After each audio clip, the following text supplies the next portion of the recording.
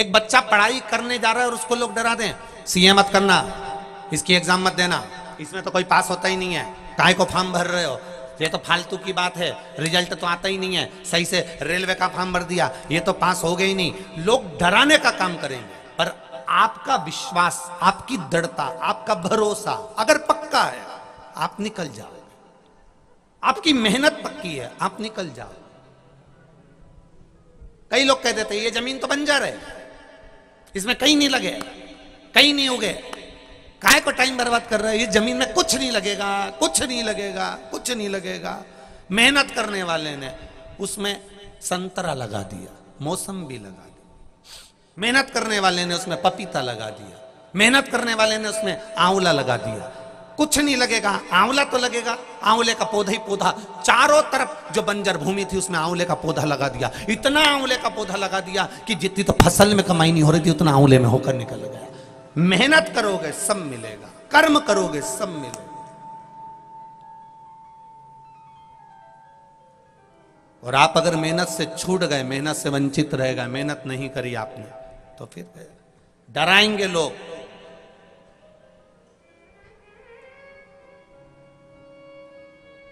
इतनी बड़ी कथा, इतना बड़ा मकान, इतनी बड़ी शादी, ऐसा मत करो, ये मत करो, वो मत करो, डराएंगे। पर आपका संकल्प पक्का है और आपने अगर शिव को अपना मान लिया है, भगवान शंकर को अपना जान लिया है, शिव को अपना मानने का प्रयास कर लिया है, तो निश्चित है कि आप उस जगह पर विजय प्राप्त करोगे। ये निश्चितता है आपकी, निश्चितता।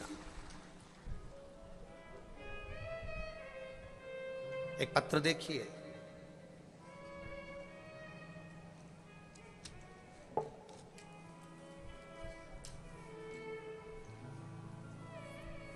मैं मानाबाई राठौर, गंगा जल खेड़ी, तहसील देपालपुर, जिला इंदौर की रहने वाली हूं। कहीं बैठी हो तो हाथ हिलाइएगा। कहीं बैठी हो? मैं मानाबाई राठौर। कहीं बैठी हो तो हाथ हिलाइएगा। मानाबाई राठौर पीछे बैठी हैं क्या? इधर हैं? हाथ हिला दीजिएगा। मानाबाई राठौर जाकर बैठी हैं। आप हमें दिख तो नहीं रही हैं, पर कैमरे वाले देख लेंगे आपको। आप हाथ हिला दो एक बार। दिख गए? ठीक है। मैं मानाबाई राठौर, मैं गंगा जल खेड़ी, तहसील देपालपुर, जिला इंदौर की रहने वाली हूं। गुरुदेव, मेरी बेटी को संतान नहीं हुई। 20 साल निकल गए, 25 साल निकल गए, 26 साल निकल गए, संतान की प्राप्ति नहीं थी। जिसके यहां उसको दिखाने जाते थे, उसने एक ही बात कहता था कि इसको संतान कभी नहीं होगी। जहां डॉक्टर का इलाज करवाने जाते थे वहां कह देते थे इसको संतान नहीं होगी।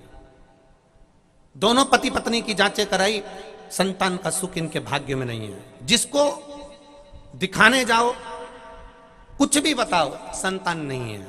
जहां जहां पूछो वहां संतान नहीं है। पर गुरुदेव, बेटी ने एक बार शिव महापुराण की कथा टीवी पर सुन ली, पशुपतिनाथ का व्रत करना प्रारंभ करा और बाबा से विनती करी, बाबा अब तू संभालना। सबने मना कर दिया, पर एक प्रबल विश्वास अपने भीतर जागृत करा और बाबा की कृपा से बेटी का गर्भ ठहर गया और 26 साल के बाद उसके यहां संतान की प्राप्ति हुई। 26 वर्ष के बाद उसके यहां संतान की प्राप्ति हुई। बधाई हो आपको मानाबाई राठौर जी, बहुत बहुत साधुवाद। आप नानी बनी हो और 26 साल के बाद बनी हो, ऐसी उमंगता, ऐसी खुशी जिंदगी में कहीं नहीं हो सकती। बैठिए। हर हर महादेव। 26 वर्ष के बाद, अर्थात विश्वास दृढ़ था, भरोसा पक्का था, और जिसने शिव पर भरोसा कर लिया, डॉक्टरों ने कह दिया नहीं होगा, ज्योतिषों ने कह दिया नहीं होगा, किसी ने देखा कह दिया नहीं होगा। जैसे वो राधा कृष्ण मंदिर के पुजारी जी ने पत्र लिखा था कि मैंने जिनसे पूछा सब ने कहा तुम्हारे यहाँ पुत्र का योग नहीं, पर वो बैठा है ना योग बनाने वाला। देवताओं का काम है भाग्य लिखना, सारे देवताओं का काम है भाग्य लिखना, पर मेरे महादेव का काम है भाग्य बदलना। वो दूसरा कोई नहीं बदल सकता।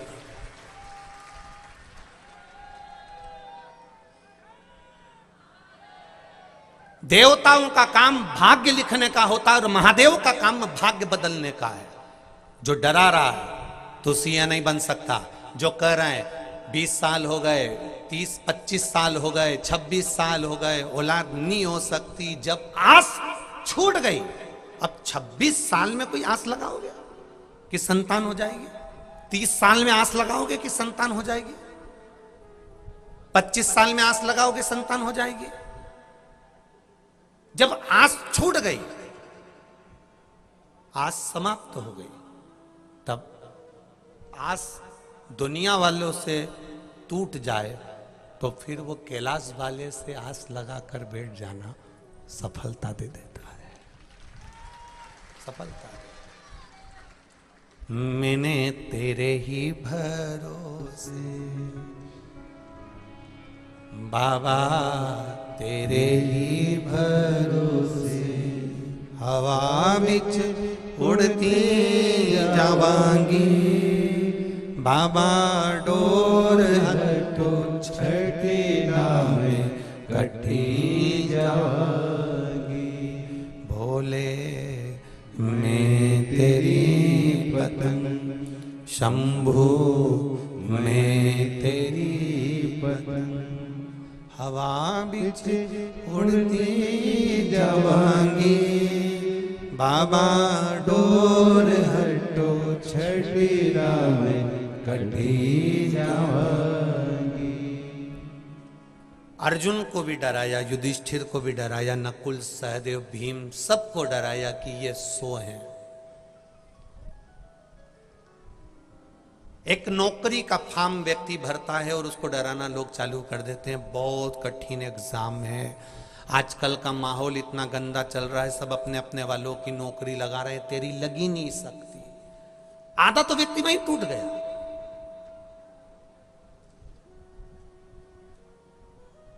आधा तो व्यक्ति वहीं समाप्त हो गया। राम जी से भी कहा लोगों ने, कहां जा रहे हो? लंका। जानते हो कौन है वो जिसके सामने तुम खड़े हो युद्ध के मैदान में? कौन है वो जिसके लंका के राज्य में सारे नवग्रह बंदी होकर पड़े हुए हैं? एक एक देवता जिनको सलामी देने जाता है, वो लंकाधिपति रावण सरल नहीं है महाराज, जिससे आप युद्ध लड़ने के लिए जा रहे हो। आपको मालूम नहीं है सोने की लंका है, उसके पास में सोने के पर्णकोटे, सोने की भुजाएं, सोने की कालीन, सोने के कलश, सोने के मंडप, सोने के मकान, सोने की ध्वजा, सब कुछ सोने का है। और राम जी आप नंगे पैर पैदल जा रहे हो। और सेना भी क्या आपके पास में? सेना क्या आपके पास में? रावण के पास सेना है ढेरों, और आपके पास सेना में साथ चलने वाले कौन है? जम के बोलो जरा, कौन है ये सारे बंदर, बानर? राम जी से कहा गया सेना में बानर बानर लेकर जा रहे हो, जरा सोचो उसके पास में कितनी सेना है और तुम्हारे पास में केवल बानर है। राम जी ने कहा बानर ले जाने का भी केवल एक ही कारण है, अगर मैं आज के जमाने के मनुष्यों को लेकर सेना बनाकर जाता, रावण के पास में इतना सारा सोना था, 10-10 तोला सबको दे देते, सारे के सारे रावण के पास चले जाते। इसलिए मैं बंदरों को लेकर जा रहा हूं, उनको सोने से कोई मतलब ही नहीं है। बंदरों को लेकर जा रहा हूं, इन्हें सोने से कोई मतलब नहीं है। अगर आज के जमाने के व्यक्ति को लेकर जाता तो जहां दम वहां हम। आज के व्यक्ति को लेकर जाता तो वो सोना देखते और सोना देखते से रावण की साइड हो जाते। बानरों की सेना चली है और भगवान राम से लोग कर रहे हैं कि सामने जो खड़ा है वो 10 सिर वाला, उसने इतने शीश दान कर दिए, ब्रह्मा भी उसको वर प्रदान कर दिए, इंद्र ने उसको वर प्रदान कर दिया, विष्णु ने उसको वर प्रदान कर दिया, शिव जी ने उनको वर प्रदान कर दिया। जो लंकाधिपति रावण के पास में इतना बल, इतना बल, इतना बल, और तुम्हारे पास में ले जाने के लिए है क्या रावण के सामने? राम जी ने कहा चिंता मत करो, उसके पास में सबका सबका आशीर्वाद होगा, सबका सब कुछ उसके पास में कुछ ना कुछ उसको मिला होगा। राम जी कहते हैं अगर उसके पास में धन है, अगर उसके पास में वैभव है, अगर उसके पास में सोना है, उसके पास में सत्ता है, उसके पास में नवग्रह हैं, उसके पास में सारे देवता हैं, तो राम जी कहते हैं मेरे पास में मेरा विश्वास है, और विश्वास जिसके पास होता है वो हारता नहीं। जिसके पास में विश्वास होता है वो हारता नहीं है। अगर उसके पास सोना होगा अपनी जगह पर, उसके पास चांदी होगी अपनी जगह पर, उसके पास वैभव होगा अपनी जगह पर, उसके पास दौलत होगा उसकी अपनी जगह पर, उसके पास लंका होगी अपनी जगह पर, उसके पास सुंदर अप्सराएं होंगी अपनी जगह पर, मेरे पास में विश्वास है। और जिसके पास विश्वास, भरोसा, दृढ़ता पक्की होती है वो हारता नहीं। आज सबसे बड़ी अगर कमी हो रही है तो विश्वास में कमी हो रही है।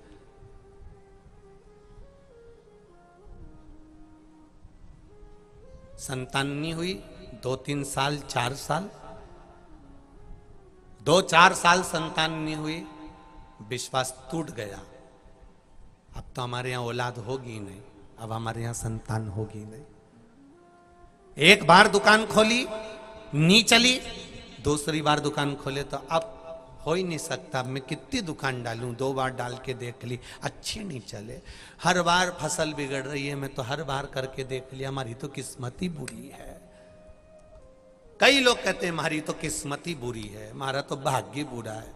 शिव महापुराण में पार्वती जी ने भी शंकर भगवान से कहा था, भोलेनाथ कई लोग पृथ्वी पर अपने भाग्य को कोसते हैं, अपनी किस्मत को कोसते हैं, सत्य बताओ भोलेनाथ जी, क्या सही में इनकी किस्मत बुरी है, इनका भाग्य बुरा है? शिव जी कहते हैं सुन पार्वती, पृथ्वी पर मैं जन्म ही उसको देता हूं जिसकी किस्मत प्रबल होती है, जिसका भाग्य प्रबल होता है। जिसका भाग्य प्रबल नहीं होता, जिसकी किस्मत प्रबल नहीं होती, उसको तो माता के गर्भ में ही वो शांत हो जाता है, उसको जन्म ही नहीं देता मैं, उसको पैदा ही नहीं करता मैं। पृथ्वी पर अगर मैंने जन्म दिया है तो तुम्हारा भाग्य प्रबल है, किस्मत वाले हो तुम जो पृथ्वी पर जन्मे हो। मृत्यु लोक में अगर तुम्हारा जन्म हुआ है तो तुम किस्मत वाले हो, तुम्हारा भाग्य प्रबल है। काय को किस्मत का रोना रोते रहते हो? जब देखो जब भाग्य का रोना रोते रहते हो, हमारा तो भाग्य अच्छा नहीं है, हमारा तो किस्मत अच्छी नहीं, हमारी तो किस्मत अच्छी नहीं, हमारी तो किस्मत अच्छी नहीं, यहाँ जाके दिखाया, वहां जाके दिखाया, फिर कहीं पहुंच गए, फिर किसी ने कह दिया ये कर ले, कोई ने कह दिया वो कर ले, सारी दुनिया का धटकर्म करके बैठ गया। जिसके पास जाए ना वो घूमता ही मिले 24 घंटा, कहीं यूं बाल घुमाए, कहीं यूं घुमाए ना, कहीं कुछ के, कहीं दाना उठा के कह दे ले कितना दाना आया थारा हाथ में, 10 जा, थारा ही घर का व्यक्ति ने करा। पूरी जिंदगी इसी में निकल गई, 8 साल, 10 साल, 7 साल इसी में निकल गए। बस इसने करा, इसने धरा, इसी ने टोना मार दिया, इसने ऐसा कर दिया, इसने वैसा कर दिया, सब कुछ करा। अब एक बार इस कली काल में, अभी तक को लोग कह रहे थे इसने ये कर दिया, उसने वो कर दिया, अब सबको छोड़ो, अब एक काम करो, एक लोटा जल शिव जी को चढ़ाना चालू करो, अब उसको पकड़ लो तो पार कर देगा, ये निश्चित है। अब वो पार कर देगा निश्चित। हम कब तक भटकेंगे, हम कब तक भ्रम में जिएंगे, हम कब तक भटकते रहेंगे, कब तक भटकेंगे? जरा सा किसी के सब्जी वाले के ठेले में से नींबू दरवाजे पर गिर गया तो 3 दिन तक नींद नहीं आई, ना जाने कौन मेरे से जल रहा है, ना जाने किसने मेरे दरवाजे पर नींबू पटक दिया। उस सब्जी वाले से पूछो, बेचारे का 5 रुपए का नुकसान हो गया, एक नींबू उसका गिर गया। नींद नहीं आ रही, एक नींबू जरा सा गिर गया, ना जाने कितनी कितनी जगह चली गई मैं नींबू के चक्कर में। महाराज जी, गुरु जी, महाराज जी, माता जी, पिताजी, देवता जी, ये देवता जी, ना जाने कौन हमारे नींबू पटक गया। और उनने घूम घूम के कह दिया किसी ने नींबू नहीं पटकाने, थारा घर कही है, थारा घर कही है। अब मालूम पड़े घर में 3 दिन पहले देवरानी से थोड़ा सा बात विवाद हो गया था, तो मन में आ गया देवरानी ने कुछ करवाया है।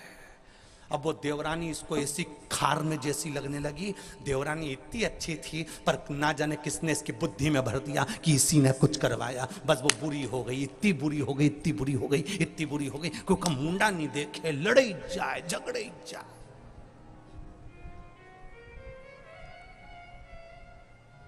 देवी देवता कभी घर तोड़ने की बात नहीं करते हैं। असली देवी देवता होगा तो कभी नहीं कहेगा कि तेरे घर का है। असली देवी देवता कभी घर नहीं तोड़ता, असली देवी देवता तो घर को जोड़ता है, वो देवता कहलाता है। हम भ्रम में जी रहे हैं, हम भटक रहे हैं अपने मार्ग से। किसी ने कह दिया भूत लग गया, किसी ने कह दिया परीत लग गया, किसी ने कह दिया ये लग गया, किसी ने कह दिया वो लग गया। आज तक ऐसा नहीं मिला कि कई कई इनके ये देवता आ गया, उनके वो देवता आ गया, उनके वो देवता आ गया, सब ने किया। आज तक ऐसा कहीं का नहीं मिला कि इसके शंकर जी आ गया। और एक बार कहीं का कह देना कि इसके शंकर जी आ गया, तो हम भी तैयारी करके बैठे, कटोरे में जहर ले जाके दे देंगे, पी के बता। ये क्या शंकर जी आया तो तू जहर पी के बता।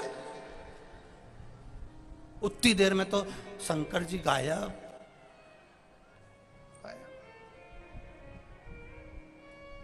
होता है एक पहले जब हम भागवत जी करते थे तो एक जगह कथा करने गए, गांव की बात है। अब गांव में कथा करने गए तो किसी के पितृदेव आ रहा है, किसी के कोई देवता आ रहा है, किसी के कोई देवता आ रहा है। एक अम्मा बैठी थी, अब ना जाने उसको क्या सूत पड़ी, और तुरंत उसने बाल माल खोला और यूं घूमती घूमती बोली कौन। हमने भी पूछ लिया, माता जी बोलो तुम कौन हो। भागवत। हमने कहा ये बची थी आने से। सबने उनके पांव पड़े, भागवत माता आ गई, भागवत माता आ गई। अब हम भी उठकर जाने लगे तो गांव के लोग बोलने लगे महाराज जी तुम कहाँ जा रहे हो। हाँ, हमने कहा जब भागवत माता खुद ही आ गई तो आगे के अध्याय वो बाज देगी। अब हम भी बाज कर क्या करेंगे, जब वो आ ही गई है तो आगे की कथा वो बाजेगी। इतना में तो भागवत जी चली गई, भागवत गई।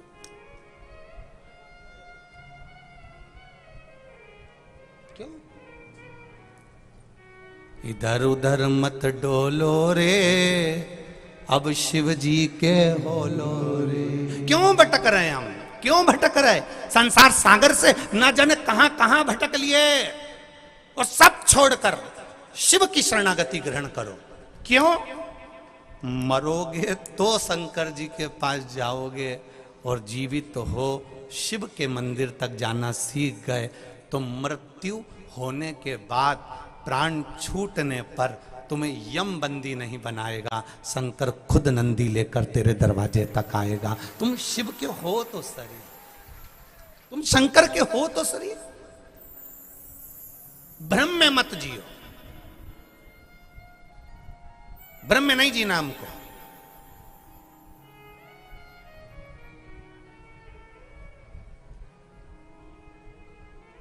शिव महापुराण की कथा, और फिर आपको कहेंगे इस शिव महापुराण की कथा में ना तो बेल मिलती, ना भभूति मिलती, ना कोई तंत्र होता, ना कोई मंत्र होता।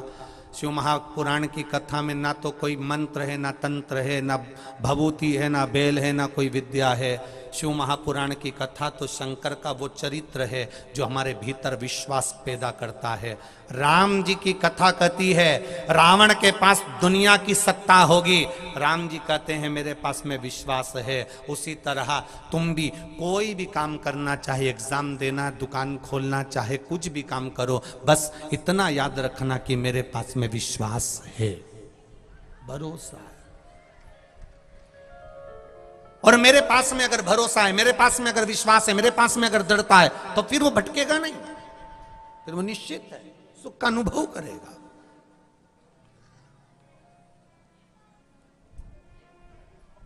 शंभु शरणे पड़ी मांगू घड़ी रे घड़ी दुख काटो दया करी दर्शन आपो दया करी दर्शन आपो। दुनिया के लोगों को आपके कपड़े अच्छे लगेंगे, दुनिया के लोगों को आपका स्वरूप अच्छा लगेगा, पर परमात्मा को ना तो आपके कपड़े से मतलब है ना आपके स्वरूप से मतलब है। परमात्मा को तो केवल आपके मन से, निर्मल मन सो मोहि पावा और मोहि छल छिद्र कपट ना भावा। भगवान को केवल तुम्हारे हृदय से मतलब है, तुम्हारे दिल से मतलब है, तुम्हारे चित्त से मतलब है। भगवान को केवल तुम्हारे भजन से मतलब, बाकी किसी चीज से मतलब। भगवान को मतलब नहीं तुम्हारे पास में कितना वैभव है, कितना सत्ता है, कितनी दौलत, कितनी गाड़ी है। 25 लाख की गाड़ी में भी घूमने वाला एक दिन 25 रुपए के लोटे में भरा कर हरिद्वार पहुंच जाता है। भगवान को मतलब नहीं तुम्हारा वैभव कितना है, भगवान को मतलब नहीं तुम्हारे पास में दौलत कितनी, भगवान को मतलब नहीं तुम्हारे पास सत्ता कितनी। भगवान को मतलब है आपके पास भजन कितना, आपका कीर्तन कितना, आपका स्मरण कितना।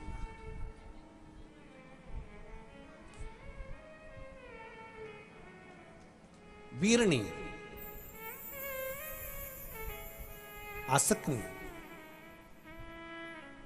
प्रसूति ने कहा वीरणी से, दीदी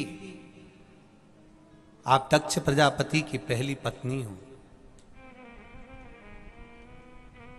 दक्ष प्रजापति आपको बहुत स्नेह करते हैं, प्रेम करते हैं। आपके गर्भ में जो संतान है वो आद्य शक्ति मां शिवा है, दुर्गा है। पर दीदी मेरा मन करता है, आपने 10,000 पुत्रों को जन्म दिया, आपने 60 कन्याओं को जन्म दिया। प्रसूति कहती है मैंने भी कई कन्याओं को जन्म दिया, पर वीरणी एक कन्या मेरे भी गर्भ से ऐसी हो जाए जो मेरा जीवन सार्थक कर जाए।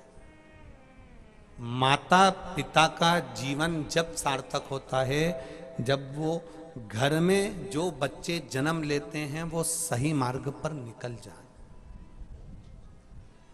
घर में जन्म लेने वाले बच्चे सत मार्ग पर निकल जाए, तब समझो कि जीवन की सार्थकता।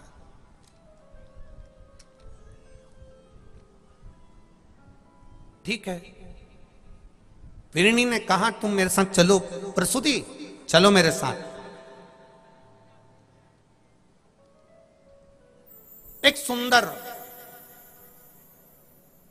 वृक्ष की छांव में, अब शिव पुराण में यह लिखा कि वृक्ष की छांव में बैठे थे, पर मेरा विश्वास कहता है कि वो वृक्ष कोई साधारण नहीं हो।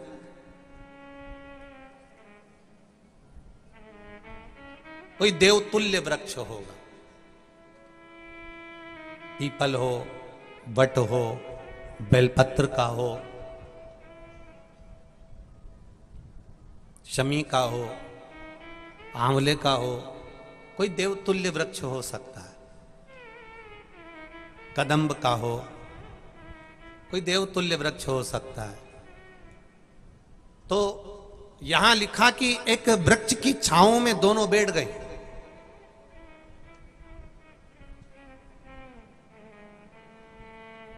वृक्ष की छांव में दोनों बैठी हैं।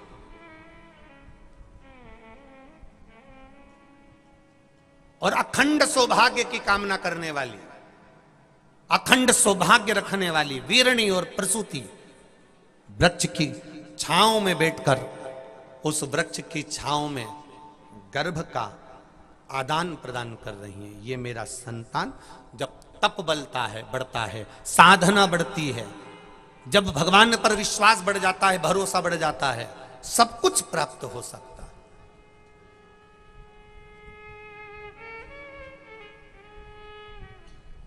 सब कुछ। पत्र आया है, देखिए।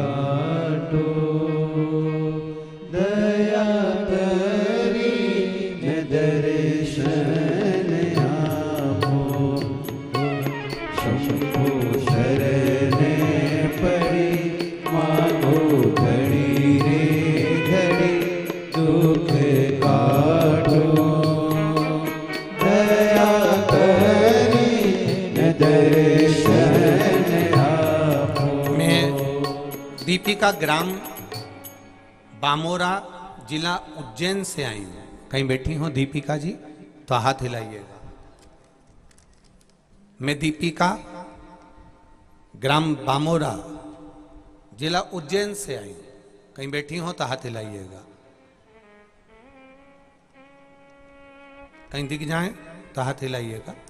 दीपिका जी बामोरा जिला उज्जैन से आई हूं। आपने पत्र में लिखा है, मेरी मम्मी राजूबाई पति कालू सिंह जी को 2 साल से लीवर में सूजन आती थी, जिसके कारण बस पूरे शरीर में सूजन बनी रहती थी। बुखार भी प्रतिदिन आता था, लीवर में सूजन रहती थी। हमने बहुत सारे डॉक्टर को दिखाया पर वो सूजन समाप्त नहीं हुई। सारे डॉक्टरों को दिखाने के बाद भी आराम नहीं लगा। गुरुदेव, उज्जैन में होने वाली 7 दिन की कथा मेरी मम्मी को मैंने सुनने के लिए बोला। फिर हमने 4 दिन कथा सुनी। 5वें दिन की कथा हम नहीं सुन पाए और 6वें दिन मेरी मम्मी को तेज बुखार आ गया। इतना तेज बुखार आया कि उनको वापस हॉस्पिटल में भर्ती करना पड़ा। हॉस्पिटल में भर्ती किया।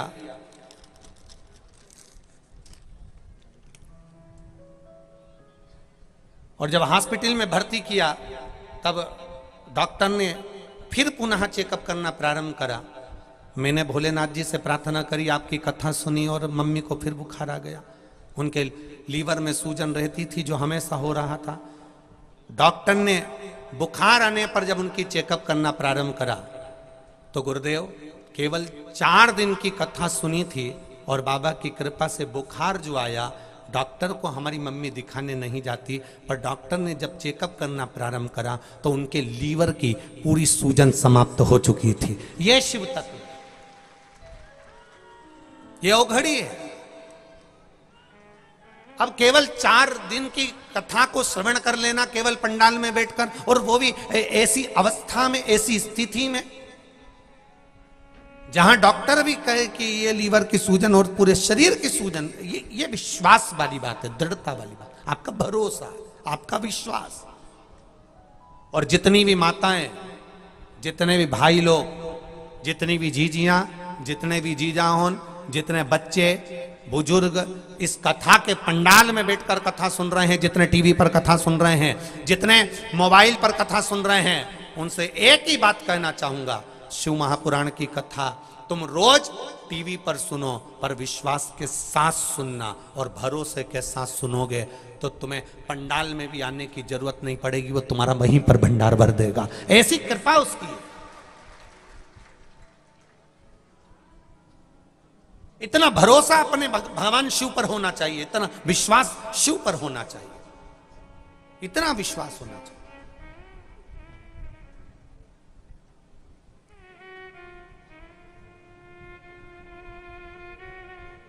कैलाश पटेल जी ने कथा करवाई, इनका भी विश्वास कम नहीं था शिव जी के प्रति। और इनका जो विश्वास था इतना पक्का था कि कथा करवाना है, चाहे कितना भी कुछ भी हो, सब होता रहेगा, चलता रहेगा। और बाबा देवादिदेव महादेव ने करवाई तो आज चौथा दिन हो गया, 3 दिन की कथा और रही, बाबा पार लगा। ये भरोसे पर होता है, विश्वास पर, दृढ़ता पर। और जिसका भरोसा पक्का है, जिसका विश्वास पक्का है, कई माताएं हमको लिखकर भेजती है, गुरुजी ऐसा आशीर्वाद दो कि हमारे यहाँ भी शिव महापुराण की कथा हो जाए। तो हम आपसे निवेदन करेंगे, आशीर्वाद देने के लिए हम नहीं हैं, हमने कोई इतना बड़ा पुण्य नहीं कर दिया कि हम आपको आशीर्वाद दे दें। हम तो बस इतना जरूर कहेंगे कि महादेव को 1 लोटा जब जल चढ़ाओ तो उससे दिल से कहना, बाबा ऐसी कृपा करना कि जिंदगी में मैं भी एक बार शिव महापुराण की कथा करवा सकूं। उससे कहो। हमारे कहने से कुछ नहीं होगा। हम कोई बहुत ऊपर से टपके हुए महाराज नहीं है कि हम सब कुछ जानते होंगे और तुमको बता देंगे। ना ना ना, हमारे बस का नहीं है दादा। हम अपना ही भाग्य नहीं देख कर आए कि आगे होना क्या। एक कदम किसने देखा कि अगला कदम किसका कैसा है। हमारे पास में वो कुछ भी नहीं है कि हम आपको दे सकें। हम तो केवल इतना दे सकते हैं कि भगवान का भजन करो, श्री शिवाय नमस्तुभ्यम जपो, शिव महापुराण की कथा सुनो, शंकर भगवान का भजन। भगवान राम जी ने सेतु बांधते समय रामेश्वर धाम की स्थापना करी। भगवान कृष्ण के यहाँ 16,108 रानियां थीं, एक भी औलाद भगवान कृष्ण के यहाँ नहीं हुई, संतान नहीं हुई। तब गर्गाचार्य बाबा को बुलाकर पूछा कि मेरे यहाँ संतान नहीं, 16,108 मेरी रानियां हैं पर बच्चा नहीं, संतान नहीं। तब गर्गाचार्य बाबा ने कहा, एक एक रानी के साथ बैठकर शंकर भगवान का अभिषेक करो। एक एक रानी के साथ 11 दिन तक भगवान कृष्ण बैठकर शंकर जी का अभिषेक करते थे। एक एक रानी के साथ 11 दिन तक बैठकर भगवान कृष्ण ने शिव जी का अभिषेक करा। शंकर भगवान प्रसन्न हो गए, सामने आकर प्रकट हो गए। हे भगवान कृष्ण, कन्हैया, हे कृष्ण, तुमने मेरा अभिषेक करा है, मांगो तुम्हें क्या चाहिए। कृष्ण कहते हैं मेरे यहाँ संतान नहीं, 16,108 मेरी रानियां, मुझे औलाद नहीं है। भगवान कहते हैं क्यों चिंता करते हो कृष्ण, तुम्हारी रानी के साथ तुमने बैठकर 11 दिन तक अभिषेक करा है, मैं तुम्हें वर प्रदान करता हूं। एक एक रानी से तुम्हें 11 संतान होगी। 10 छोरा 1 छोरी, 16,108 रानी से 10 छोरा 1 छोरी, 10 छोरा 1 छोरी, 16,108 रानियों से हुए 1,77,186 बच्चे भगवान कृष्ण के हो गए शिव जी की कृपा से।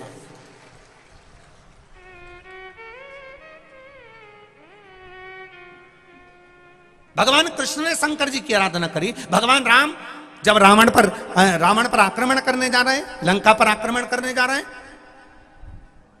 हर तरह से जब लगने लगा कैसे सीता जी को प्राप्त करेंगे, तब रामेश्वर धाम की स्थापना करी। राम जी का बालू का शिवलिंग बनाया, उसका अभिषेक, उसका पूजन करा, और पूजन करा तो शिव जी प्रकट हो गए। शंकर भगवान प्रकट होकर बोले, राम जी क्या चाहिए, बस तैयारी करना है, पार करना है, तो क्यों चिंता करते हो, नल नील है ना, पत्थर लिखो राम तेरवा, राह दे दी। राम जी कहीं अटके तो शिव जी को भजा है, भगवान कृष्ण कहीं अटके तो शिव जी को भजा है। जितने जितने अवतार भगवान के हुए उन्होंने शिव का स्मरण किया है।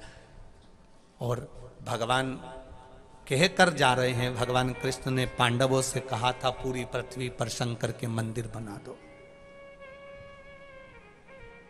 पूरी पृथ्वी पर शिव के मंदिर बनाओ, ये भगवान कृष्ण ने पांडवों से कहा था। इसलिए केदार में भी पांडव हैं। भोपाल के पास में चले जाओ, भोजपुर, भीम ने बनाया शिव मंदिर। आसपास के क्षेत्र में तुम घूम कर देखना, जो पुराने शंकर के मंदिर मिलेंगे, आपको लोग बताएंगे ये पांडव कालीन है, ये पांडवों के द्वारा बनाए गए हैं, पांडव कालीन है।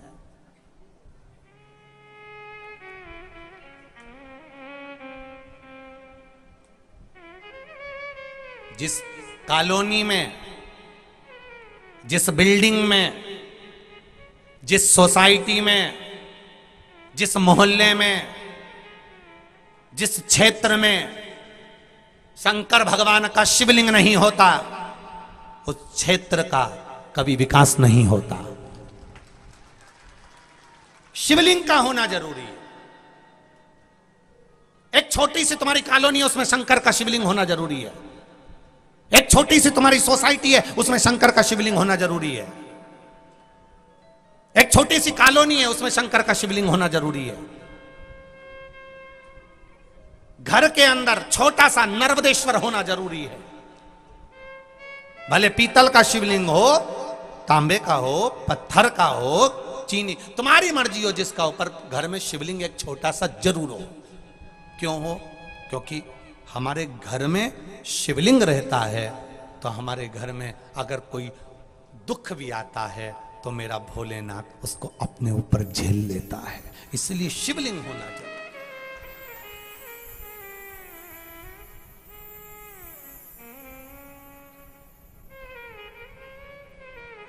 एक छोटा सा, और कई मिलेंगे तुमको, कई लोग आएंगे, कई लोग ऐसे भी हैं जो शंकर जी का आज के समय में कलयुग में शिव जी को लोग अब रिझाने लगे तो कई लोगों को शंकर जी भी बुरे लगने लगे। कोई कहेगा शिव जी पे चढ़ा जल मत पीना, कोई कहेगा ऐसा होगा, कोई कहेगा वैसा होएगा।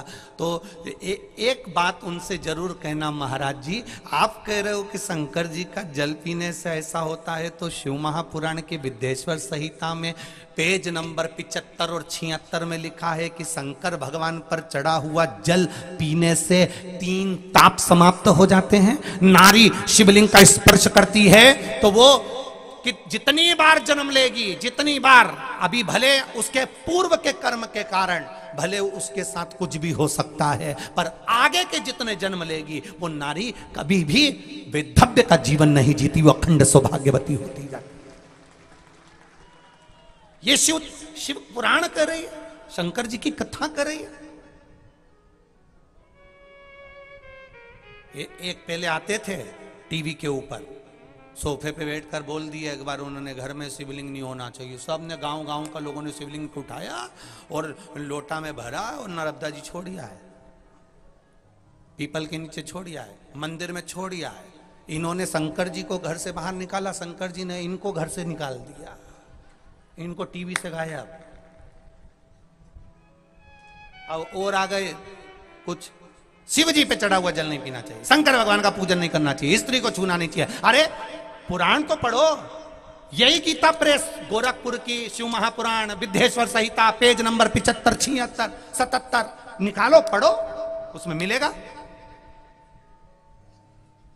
शिवलिंग का। बीच में कई लोगों ने श्री शिवाय नमस्तुभ्यम का भी बहुत विरोध करा, ये मंत्री नहीं है, इसको तो जपना ही नहीं चाहिए, इसको तो ऐसा।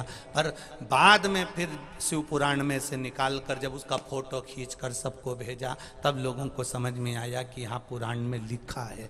एक एक चीज इस व्यासपीठ से जो बोला जाता है, एक एक, अगर प्रजापति, दक्ष प्रजापति की पत्नी का नाम बताया तो इस पुराण से बताया, कोई भी चीज बताएंगे तो किसी ना किसी पुराण में से बताएंगे, बिना पुराण के क्यों बोले हम, क्यों बोला?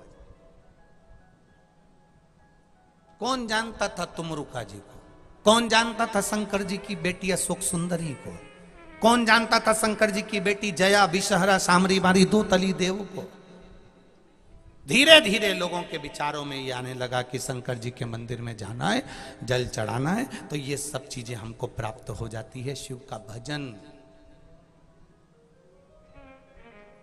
भटकाएंगे लोग आपको, कई लोग आएंगे,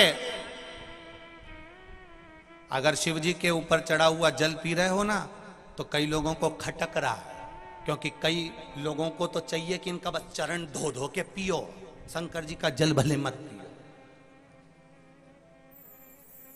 बस इन्हीं को पूछो, महादेव को मत पूछो, कई ऐसे भी मिलेंगे। राग लगे बस्ती में, जर जम के बोलो अपन रहे हो मस्ती में, क्या किसको रोइए, चादर तान के सोइए। भगवान की भक्ति में इतने रम जाओ कि कोई मतलब नहीं। जो जितना जले उसको और खजूर की चोटी बना बना के जा, काय को सोचे हम, ना सोचे, बोलने दो। मीरा जैसा भाव रखो। मैं तो चली वृंदावन राणा, मेरे तो भाग जगे तेरे महलों में आग लगे। हमें क्या करना?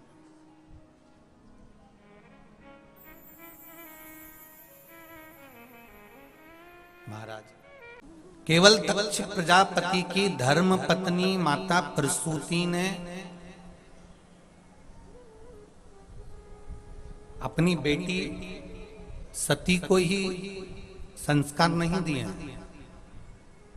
आज भी हॉस्पिटल में जहां बच्चे का जन्म होता है उस कमरे का नाम लिखा होता है प्रसूति कक्ष, कि इस कमरे में, इस कक्ष में, इस रूम में, इस कमरे के अंदर जो भी बच्चा जन्म ले वो संस्कारित हो, और सती के जैसे संस्कार उसके भीतर होना चाहिए, जो भगवत भजन में लीन रहे, भगवान की अविरल भक्ति में डूबा।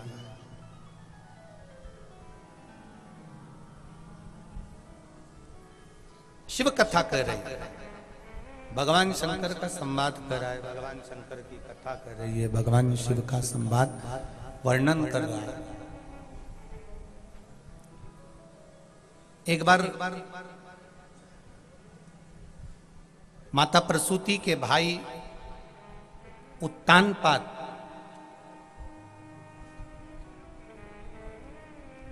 जिनके यहां पर दो धर्म पत्नियां थी, सुनीति और सुरुचि। सुरुचि का बेटा उत्तम और सुनीति का बेटा ध्रुव।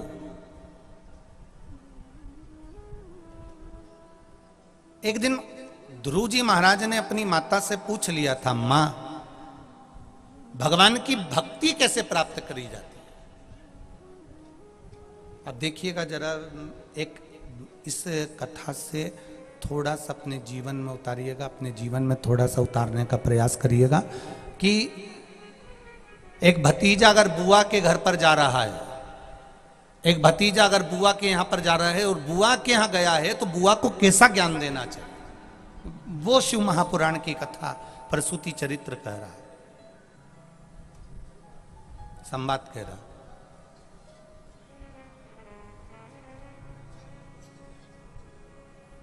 अब एक दिन ध्रुव जी ने अपनी मां सुनीति से पूछ लिया, मां, भगवान की अविरल भक्ति कैसे प्राप्त करी जाती है? तो माता सुनीति ने बड़े भाव से कह दिया, पुत्र ध्रुव जी से, 4 साल के ध्रुव जी हो रहे थे, लगभग 3 साढ़े 3 वर्ष के ध्रुव जी होंगे, और उस समय पर ध्रुव जी से कह दिया, ध्रुव सुनो, तुम्हारी जो बुआ है ना प्रसूति, उनके घर में जो बेटी जन्मी है ना सती, वो शिव जी को ब्याही है, शंकर भगवान को ब्याही है, और भगवान शिव जी से उनका विवाह हुआ है। और शंकर भगवान से विवाह करना कोई इतनी सरल बात नहीं है।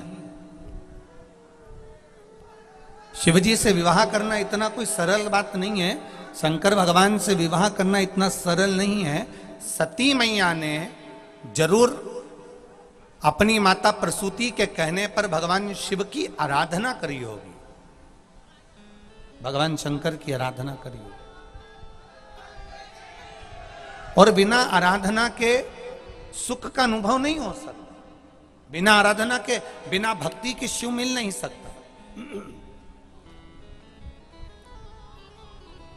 बिना आराधना के भगवान शंकर नहीं मिल सकते, ये निश्चित है। तो तुम एक काम करो, अपनी बुआ के घर जाओ। अब देखिएगा जरा, जहां स्वयं उत्तानपाद अपने पुत्र को सम्मान नहीं दे रहा, उत्तानपाद अपने बेटे को सम्मान नहीं दे रहा, आदर नहीं दे रहा, मां बुआ कैसे आदर दे सकती है? पर 3.5 वर्ष की अवस्था थी ध्रुव जी महाराज की, और प्रसूति के घर पर दक्ष प्रजापति के यहां ध्रुव जी पहुंचे। विष्णु पुराण का बड़ा सुंदर संवाद है ये, और इसी को कुर्म पुराण में और ब्रह्म वैवर्त पुराण में भी बड़ा सुंदर लिखा गया। थोड़ा ध्यान लगाकर सुनोगे तो आनंद की अनुभूति होगी आप लोगों को। 3.5 वर्ष के ध्रुव जी महाराज और 3.5 वर्ष के ध्रुव जी महाराज अपनी बुआ के घर पर गए, अपनी बुआ जी के यहां पर पहुंचे। 3.5 वर्ष के जब ध्रुव जी महाराज अपनी बुआ के घर पर जाते हैं, अपनी बुआ के घर पर पहुंचते हैं, 3.5 वर्ष के ध्रुव जी महाराज जब बुआ के दरवाजे पर पहुंचे, बुआ के घर पर पहुंचे, दक्ष प्रजापति ने जो देखा ध्रुव जी को, और ध्रुव जी को देखकर तुरंत उनको अंदर प्रवेश लेने से पहले पूछा, ये 3.5 वर्ष का बालक यहाँ कैसे आया, कौन लेकर आया, आखिर ये बालक कौन है, आखिर ये बालक है कौन, कौन है ये? 3.5 वर्ष का बालक, छोटी सी अवस्था है उसकी, छोटा सा स्वरूप है उसका, कौन लेकर आया इसको? और बालक भी इतना सुंदर, बालक भी इतना मनमोहक। देखा, इतने में बालक ने एक आनंद वचन से कह दिया, मैं माता सुनीति का पुत्र हूं। अभी इनको यह नहीं मालूम कि इनके पिता उत्तानपाद हैं, बस उन्होंने कह दिया मैं सुनीति का पुत्र हूं,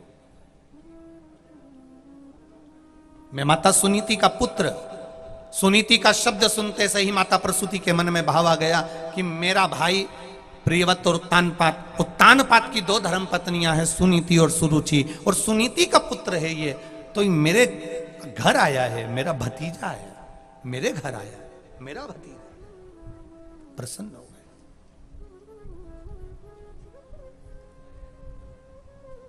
बुआ का मतलब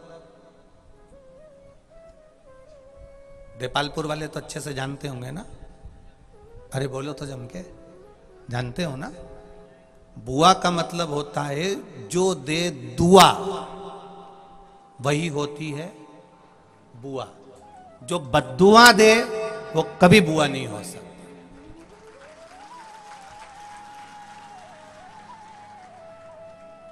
जो दुआ दे, तुम्हारी गलती को माफ कर दे, तुमने जो करा उसको भूल कर भी तुम्हें गले से लगा ले, वो बुआ है। और मालूम पड़े जरा जरा सी बात में मुंह फुला ले, जरा जरा सी बात में भतीजों से बोलना बंद कर दे, जरा जरा सी बात में शब्द का शब्द कह दे, जरा जरा सी बात में ताना दे दे, वो बुआ नहीं हो सकती। शिव महापुराण की कथा कहती है प्रसूति ध्रुव जी की बुआ थी।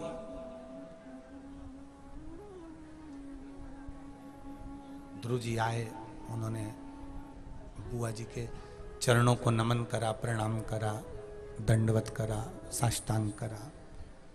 प्रसूति ने पूछ लिया, माता प्रसूति ने पूछा,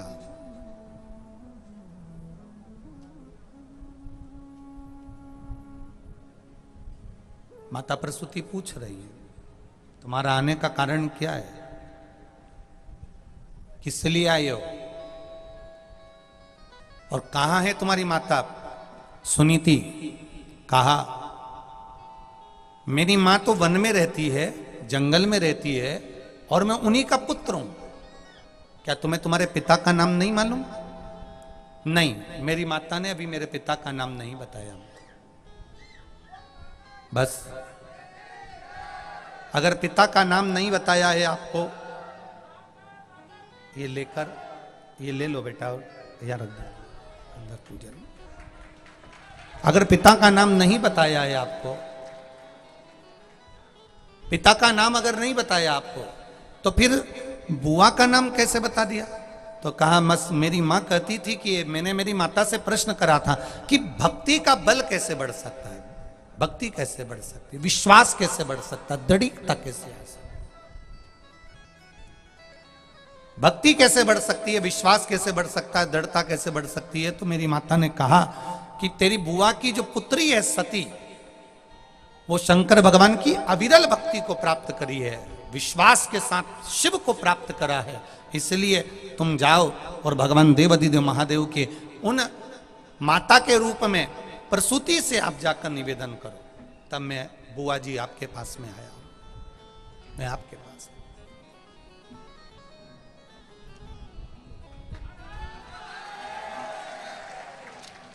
तब मैं आपके पास में आया हूं और आपसे प्रार्थना करने आया, आप मुझे ऐसी भक्ति प्रदान करिए बुआ, मुझे ऐसा विश्वास प्रदान करिए कि जैसे माता सती, जो मेरी बहन कहलाती हैं क्योंकि बुआ की लड़की है, जैसे सती माता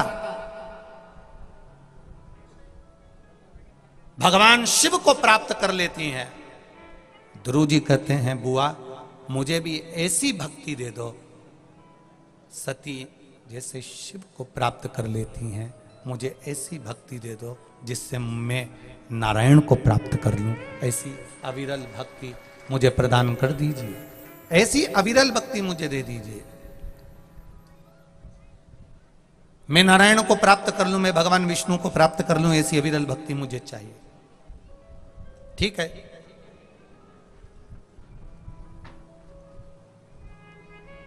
माता प्रसूति सुबह भगवान की आराधना में लग जाती तो ध्रुव जी को भी आसन लगाकर बिठा देती।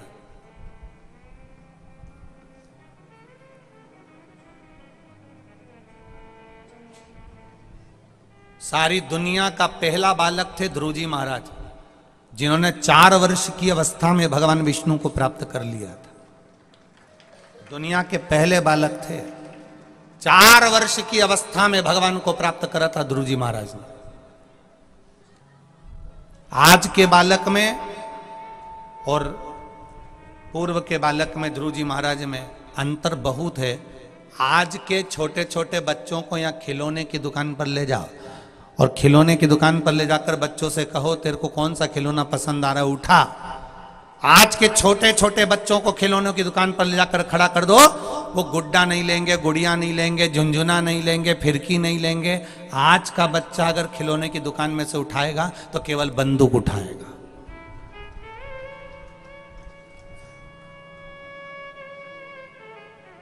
आज के छोटे छोटे बच्चों को खिलौने की दुकान पर ले जाकर रख दो, छोटे छोटे बच्चों को खिलौने की दुकान पर ले जाकर विराजमान कर दो, वो उठाएगा तो बंदूक उठाएगा। ना तो उसको गुड्डा चाहिए, ना गुड़िया चाहिए, ना फिरकी चाहिए, ना झुंझुना चाहिए, उसको कोई खिलौना नहीं चाहिए, उसको चाहिए तो केवल बंदूक। होली आएगी, पिचकारी दिलाने के लिए लेकर जाओ तो उनको अगर कोई पिचकारी चाहिए तो बंदूक वाली पिचकारी चाहिए, उनको हद गोले वाली पिचकारी चाहिए, उनको गन वाली पिचकारी चाहिए। आज के समय के बच्चों को बहुत कम बच्चे ऐसे होते हैं जो कोई पूजन का सामान पसंद करते हैं। पूजन का सामान,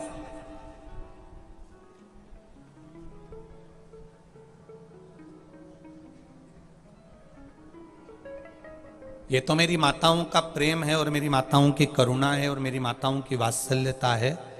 और संपूर्ण देशवासियों के घर में जो छोटे छोटे बच्चे हैं, जिनको घर की माताएं जो ज्ञान दे रही हैं, संस्कार दे रही हैं, मंदिर तक जिन सारे दूसरे धर्म के छोटे छोटे बच्चे उनके धर्म के स्थान पर जाते थे,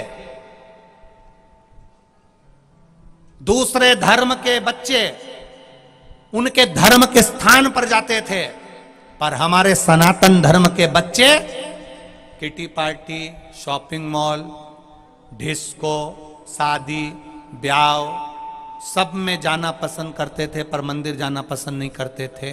पर आज जो कलयुग में शिव युग आया है, घर घर में माताओं ने अपने अपने छोटे छोटे बच्चों को 1 लोटा जल पकड़ाकर मंदिर तक जाना सिखा दिया। छोटे छोटे बच्चे मंदिर तक जा रहे हैं।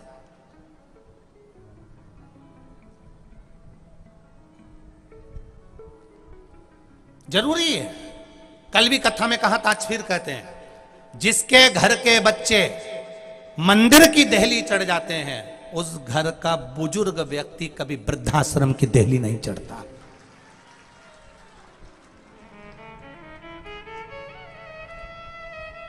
भाई, साबुन में कितनी भी खुशबू आए, खुशबू साबुन की तुम्हारे शरीर का मेल नहीं धोएगी। साबुन के ऊपर का कागज कितना सुंदर हो, कितना भी अच्छा रेपर हो, सुंदर कागज हो, वो कागज तुम्हारा मेल नहीं धोएगा। साबुन की टिकिया कितनी भी सुंदर हो, वो तुम्हारा मेल नहीं धोएगी। साबुन में कितनी भी खुशबू आए वो तुम्हारा मेल नहीं धोएगी। साबुन के ऊपर कागज कितना भी सुंदर हो वो तुम्हारा मेल नहीं धोएगा। साबुन के अंदर जो कास्टिक सोडा होता है शरीर का मेल वो धोता है, खुशबू नहीं, रेपर नहीं, साबुन के ऊपर का कागज नहीं।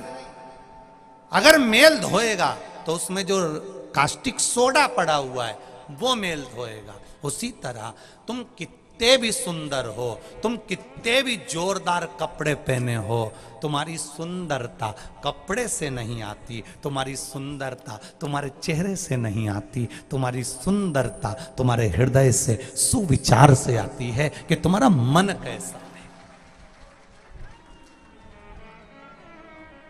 तुम्हारा मन कैसा है।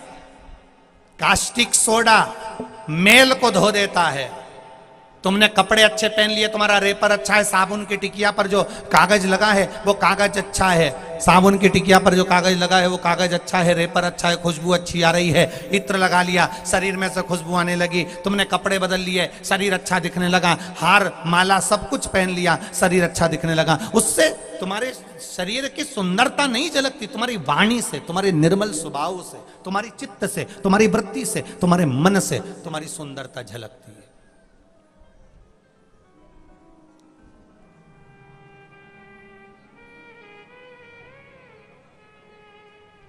जितना तुम्हारा मन पवित्र होगा, जितना तुम्हारा दिल पवित्र होगा, जितनी तुम्हारी हृदय की शुद्धता होगी, उतनी जल्दी परमात्मा के मिलन में देरी नहीं होगी, उतनी जल्दी भगवान मिल जाएगा, उतनी जल्दी मिलेगा। ध्रुव जी महाराज अपनी बुआ के घर गए और ध्रुव जी महाराज अपनी बुआ के पास में बैठकर, अपनी बुआ के साथ बैठकर भगवान के भजन में लीन है। प्रसूति ध्रुव जी के लिए आसन लगाती है, प्रसूति ध्रुव जी को पंचपात्र देती है, प्रसूति ध्रुव जी के हाथ में माला पकड़ाती है, प्रसूति ध्रुव जी के हाथ में गौमुखी माला दे रही है, प्रसूति अपने छोटे से भतीजे को भगवत भजन करना सिखा रही है। आज के जमाने के छोटे छोटे बच्चे, पहले के समय की माताएं बच्चों रोता था, छोटा सा बच्चा अगर रोता था तो माँ उसको गोदी में लेकर लोरी गाकर उसको चुप करा देती थी। आज की माताएं लोरी गाना बंद कर दी, मोबाइल चलाकर औलाद को चुप कर देती है।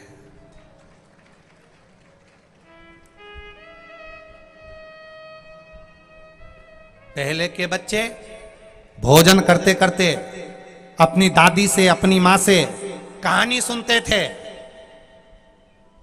कहानी, एक राजा विक्रमादित्य थे, एक बेताल था, उसके 32 ये थे, सिंहासन था, उसमें रानी थी, कहानी सुनता था। आज के जमाने में बच्चा भोजन करते करते मोबाइल में कार्टून देखता है, कार्टून, डोरेमोन, कार्टून देख रहा है, छोटा छोटा बच्चा। मां ने भी देख लिया। जैसे ही बच्चा घर में जिद करने लगता है, जैसे ही बच्चा घर में चिल्लाने लगता है, जैसे ही बच्चा घर में रोने लगता है, मां इतनी समझदार हो गई, बच्चे को मोबाइल पकड़ा देती है, ले खेलते रहे। अब वो अकेला मोबाइल में लगा रही और तुम आराम से सबसे बात करती रही, फिल्म देखती रही, टीवी देखती रही, नाटक देखती रही, और वो मोबाइल में अपनी लीला करता रहा, देखता रहा। बच्चे को संस्कार क्या दिए?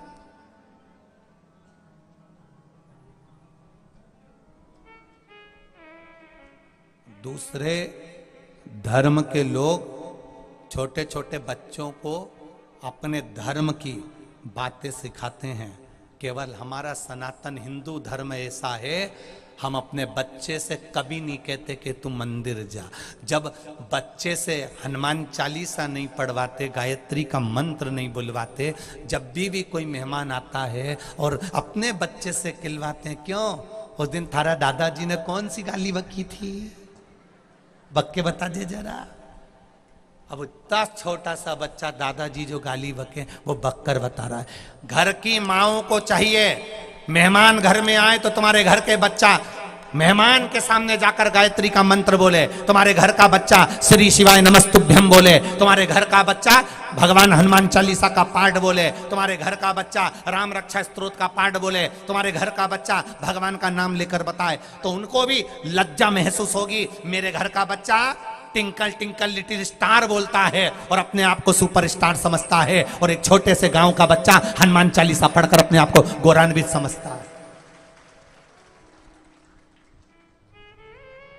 सनातन धर्म की निशानी, एक एक छोटे से छोटे बच्चे को मंदिर तक जाना सिखाओ, एक छोटे से छोटा बच्चा भगवान को जल चढ़ाना सीख जाए, एक छोटे से छोटा बच्चा श्री शिवाय नमस्तुभ्यम बोलना सीख जाए। समझ लेना, तुमने पृथ्वी पर रहकर पृथ्वी का जो अन्न खाया था, उस अन्न का तुमने कुछ कर दिखाया और अपने सनातन धर्म को तुमने अग्रण्य प्रदान कर दिया। ये सोच ले।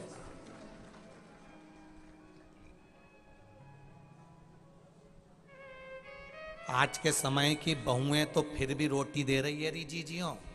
ये जितनी सास बैठी है ना, खुश होना, मंदिर में जाके 2 लोटा जल चढ़ाना कि आज की बहू तो फिर भी 2 रोटी दे रही है, अच्छे से बोल रही है। पर बहू को एक बात जरूर कह देना, तेरा क्या होगा रे कालिया। हमने पुण्य करे थे तो हमारी बहू अच्छी मिल गई, 2 रोटी दे रही है, अच्छे से बोल रही है, चाय पिला रही है, अच्छे से हमारी सुन रही है। भले थोड़ा मुंह ज्यादा चला दे पर सुने तो। आज की बहू इतनी तो सुन रही है, बहुत है। पर बहू से कहना, बेटा हमने तो अपने जो संस्कार दिए थे वो हमको दिख रहे हैं, तू भी अपने बच्चे को अच्छा संस्कार देना। हमारे को हमारी चिंता नहीं है, क्योंकि तू बहुत अच्छी आ गई। तू हमको रोटी भी दे रही है, संभाल भी रही है, दवाई भी दे रही है, शिव पुराण भी सुनवा रही है, पर चिंता तेरी लगी है। क्योंकि ये अंग्रेजी स्कूल में पढ़ पढ़कर औलाद इतनी विचित्र हो गई है।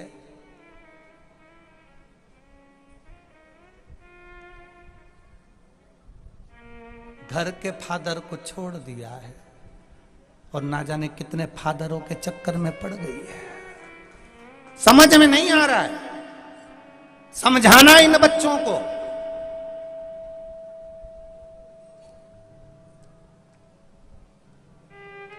जिस बच्चे को, जिस बेटा बेटी को अपने माता पिता के वचन बुरे लगने लगे, जिस बेटा बेटी को घर के दादा दादी के वचन बुरे लगने लगे, जिस घर के बच्चों को अपने घर के बड़े लोगों ने समझाना चालू करा और उनके वचन बुरे लगने लगे। घर की माँ समझाए बुरी दिखे, घर का बाप समझाए बेटा बेटी को बुरा दिखे, घर का भाई समझाए बेटा बेटी को बुरा दिखे, घर के चाचा चाची समझाएं घर के बच्चों को बुरा लगे। जिसके घर के बड़े समझाएं और घर के बच्चों को बुरा लगने लगे, और दूसरे समझाएं तो अच्छा लगने लगे। जब दूसरे समझाएं तो अच्छा लगे और घर का समझाए तो बुरा लगे, समझ लेना उस बच्चा और बच्ची की जिंदगी नरक होने वाली है। वो जिंदगी सार्थक नहीं हो सकती।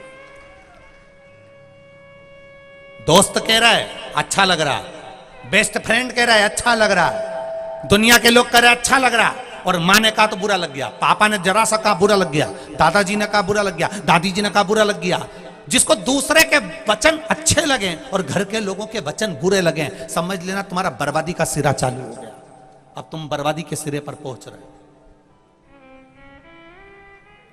क्योंकि तुम्हें घर के लोगों के वचन अच्छे नहीं लग रहे,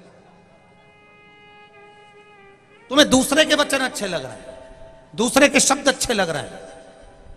जो सनातन धर्म में जन्म लेता है, सनातन हिंदू धर्म में जन्म लेता है, और सनातन हिंदू धर्म में जन्म लेने के बाद भी दूसरा धर्म जिसको अच्छा लगने लगता है, समझ लेना तुम्हारी बर्बादी का सिरा तुमने चालू कर लिया। अब तुम बर्बाद होकर रहोगे निश्चितता।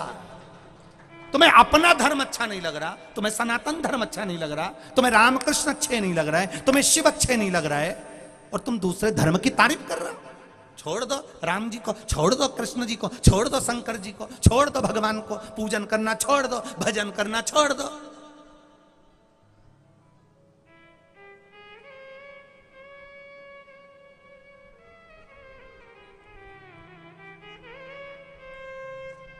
इतनी मोटी मोटी किताबें लोग फ्री में बांट रहे हैं केवल ये कहने के लिए कि भगवान छोड़ो, राम छोड़ो, कृष्ण छोड़ो, शिव छोड़ो, बस केवल हमें भजो, हम ही भगवान हैं, हम ही सब कुछ हैं। दुनिया के लोग ये कह रहे हैं भगवान छोड़ दो, राम छोड़ दो, कृष्ण छोड़ दो। और एक दिन ऐसा आएगा कि ये मोटी मोटी किताबें छब्बा छब्बा कर फ्री में जो बांट रहे हैं, ये आने वाले समय में कह देंगे तुम अपने बाप को भी छोड़ दो। तुम्हारा बाप भी यही है, पिता भी यही है।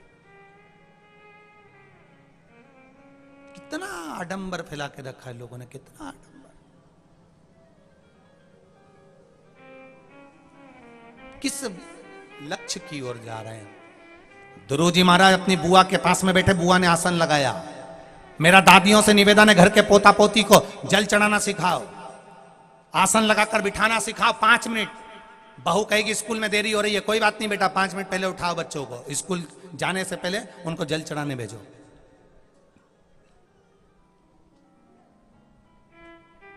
स्कूल जाएगा ना उसके पहले जल चढ़वा। मंदिर नहीं जा सकता तो सूर्य नारायण को जल चढ़ा, सिखाओ उसको। छोटे छोटे बच्चे मुख से बोले श्री शिवाय, जम के बोलो जरा, श्री शिवाय नमस्तुभ्यम। कितने बच्चे बैठे हैं कथा में? जितने बच्चे बैठे सब खड़े हो जाओ, जितने बच्चे बैठे हैं।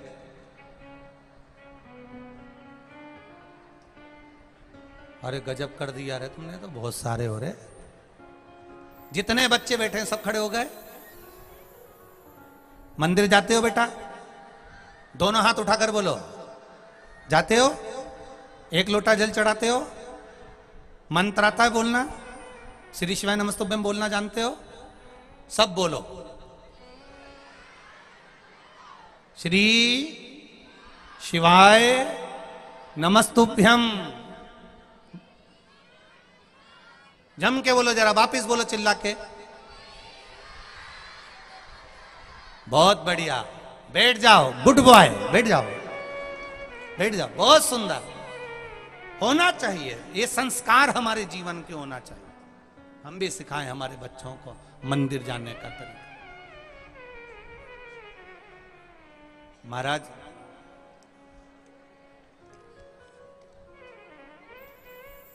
थोड़ा थोड़ा अगर हम बदलेंगे तो हमारा जीवन अपने आप बदलता चले जाएगा। हमने उज्जैन की कथा में व्यासपीठ से एक निवेदन करा था कि सारी भारत की भूमि पर जितनी नदी, जितने तालाब, जितने कुएं हैं, जितनी बावड़ियां हैं, इनको शुद्ध रखा जाए। मंदिर का निर्माल्य, घर का निर्माल्य, भभूति, सूखे फूल पत्ती मंदिर में, नदी में ना फेंकें।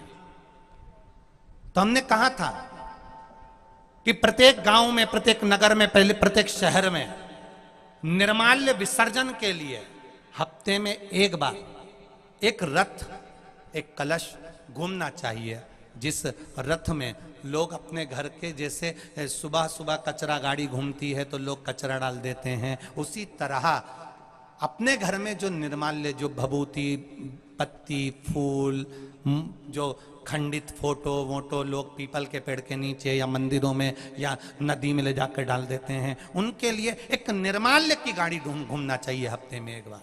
मैं धन्यवाद दूंगा, उज्जैन में कथा में कहा और बदनावर की बैजनाथ महिला मंडल ने सबसे पहली गाड़ी निर्माल्य विसर्जन की बनवाई। एक बार जोरदार ताली बजाइए। बैजनाथ महिला मंडल ने निर्माल्य विसर्जन के लिए एक गाड़ी तैयार करी और जो रविवार बैजनाथ महिला मंडल की ओर से बदनावर क्षेत्र में आसपास में और बदनावर क्षेत्र के आसपास में वो रविवार तुम्हारे घर में जो भगवान को फूल चढ़ाए, पत्ती चढ़ाई, धूप लगाई, बत्ती लगाई, कंडा जलाया, जो भी तुमने करा वो नदी में मत फेंक कर तुम उनकी गाड़ी में रविवार डाल देंगे।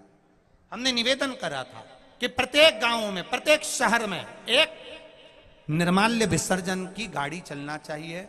और बदनावर की बैजनाथ महिला मंडल ने गाड़ी बनवाई, उसमें 2 बक्से भी लगाए हैं जिसमें वो श्री शिवाय नमस्तुभ्यम चलेगा, जिससे सुनकर लोग निर्माल्य विसर्जन करना प्रारंभ करेंगे। एक बार टीवी के माध्यम से आस्था चैनल पर भी यह महिला मंडल ने जो गाड़ी बनवाई है बदनावर में चल रही है, उसका दर्शन एकादशी के दिन कल से ये गाड़ी प्रारंभ हुई। एक बार जोरदार ताली बजाएं बदनावर वासियों के लिए।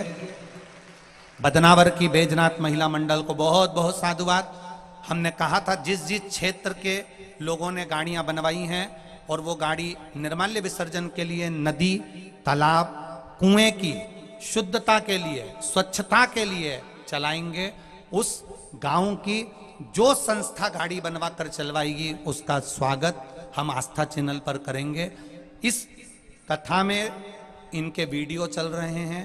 किसी भी एक कथा में बदनावर की महिला मंडल को बुलाकर, जहां कहीं भी आसपास में कथा होगी वहां बदनावर की महिला मंडल को बुलाकर उनको विठलेश सेवा समिति द्वारा एक शील्ड भेंट करी जाएगी और उनका आदर करा जाएगा। बहुत बहुत साधुवाद बदनावर की महिला मंडल को, जिन्होंने सुंदर निर्माल्य विसर्जन रथ प्रारंभ करा। सबसे पहला रथ बदनावर की महिला मंडल ने बनाया है, बैजनाथ महिला मंडल ने। बहुत बहुत सारा हमने भी सीहोर में रथ बनाने के लिए कह दिया है। सीहोर में भी एक रथ जल्दी ही तैयार हो रहा है, वो भी निर्माल्य विसर्जन का चलेगा। ये निर्माल्य विसर्जन का बैजनाथ महिला मंडल ने जो रथ बनवाया है उसका फोटो, महिला मंडल का फोटो आस्था चैनल पर 4-5 कथाओं में जो भी रथ आते जाएंगे उनके फोटो लगातार चलते रहेंगे और उनको दिखाया जाएगा। शिव तत्व है। अपने बच्चों को संस्कार दीजिए।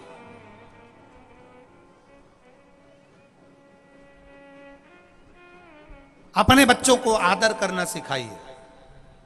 ध्रुव जी महाराज को माता बुआ ने, प्रसूति ने अपने पास में आसन लगाकर बिठाया, आसन लगाकर बिठाकर उसको सिखाया भजन कैसे करना, स्तुति कैसे करना।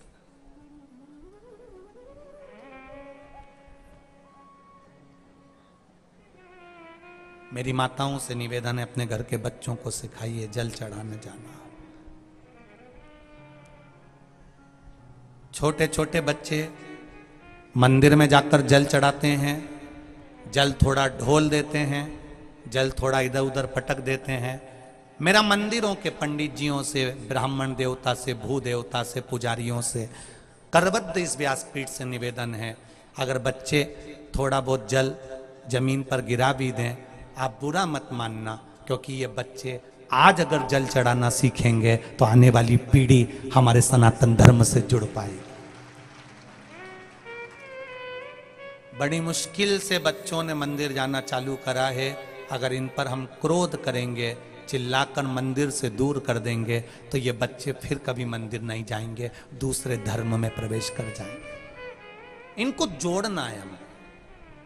आने वाली पीढ़ी अगर भगवान की नहीं हुई, आने वाली पीढ़ी अगर सनातन धर्म, भगवान के मंदिर तक जाना नहीं सीखी आने वाली पीढ़ी, तो आने वाले समय में कोई नहीं जान पाएगा कि वेद पुराण शास्त्र क्या है। कोई किसी का आदर करना नहीं जान पाए। आ रहे हैं बच्चे, जल चढ़ा रहे हैं, अपनी भाषा में अपने भाव से उनको चढ़ाने दो, भजन करने दो, स्मरण करने दो। शिव तत्व कह रहा प्रसूति में ध्रुव जी महाराज को भजन में लगाना प्रारंभ किया। जैसे ध्रुव जी महाराज ने भजन का बल ध्रुव जी महाराज का बढ़ा, जैसे ही भजन का क्रम ध्रुव जी महाराज का बढ़ा, तब साधना बढ़ी, विश्वास जागृत हो गया, जागृत। और ध्रुव जी का जब विश्वास जागृत हो गया, तब ध्रुव जी ने विचार कर लिया कि अब मैं नारायण को प्राप्त कर लूंगा। अब विश्वास मेरा जग चुका है, अब भरोसा मेरा दृढ़ हो चुका है, विश्वास जागृत हो चुका है, अब मैं नारायण को प्राप्त कर लूंगा।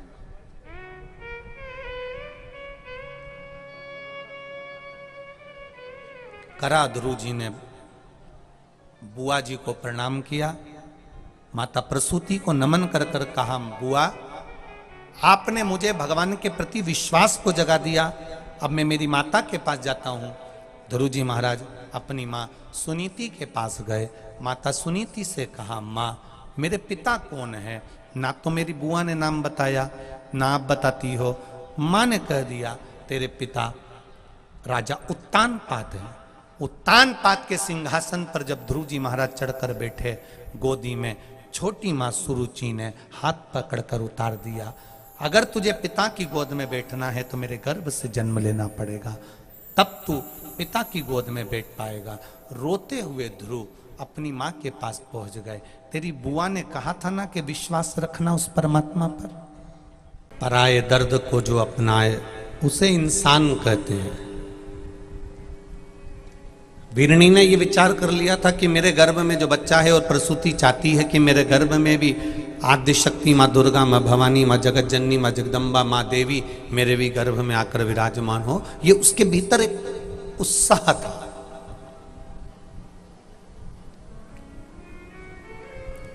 वीरणी आसकनी, जिसने अपने गर्भ के बच्चे को, जिसको मालूम है ये दुर्गा है, जिसको मालूम है ये शिवा है, जिसको मालूम है ये आद्य शक्ति है, उस आद्य शक्ति को, उस गर्भ में विराजमान संतान को कुछ महीने के गर्भ धारण करने के बाद माता प्रसूति को प्रदान कर देती है, क्योंकि प्रसूति का भी तपबल बड़ा प्रबल है, प्रसूति का भी भजन बड़ा प्रबल है, प्रसूति की भी भक्ति बड़ी प्रबल है, प्रसूति का भी नाम जाप बड़ा प्रबल है।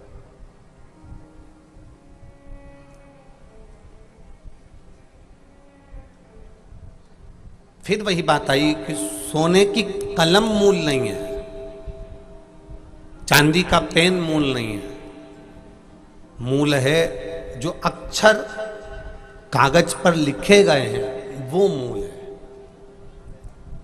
आपके पास में करोड़ों का धन, वो मूल नहीं है, पर आप किसी भूखे को भोजन करा रहे हो, किसी प्यासे को पानी पिला रहे हो, मूल वो है।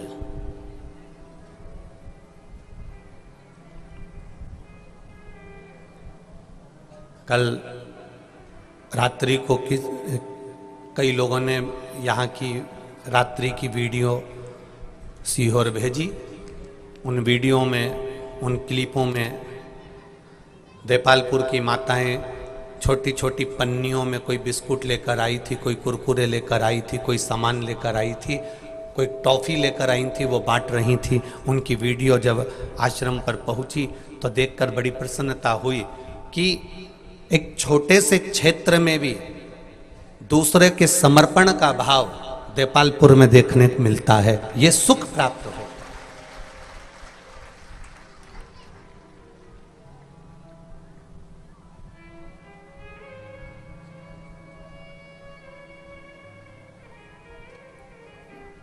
आपका समर्पण ही देखने को मिल रहा है, आपका विश्वास देखने को मिल रहा है।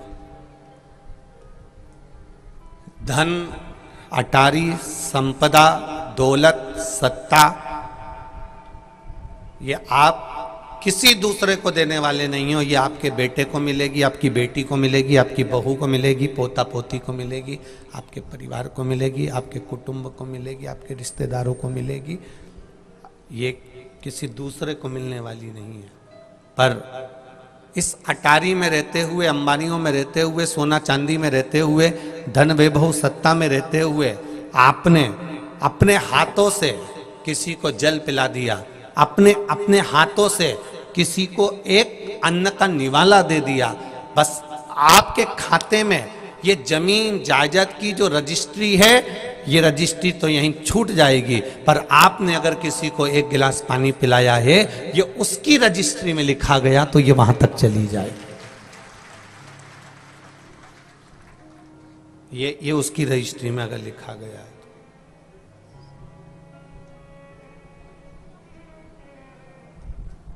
आपका किया गया समर्पण, आपका किया गया भजन, आपका किया गया कीर्तन वीरनी जैसा होना चाहिए, आसकनी जैसा होना चाहिए।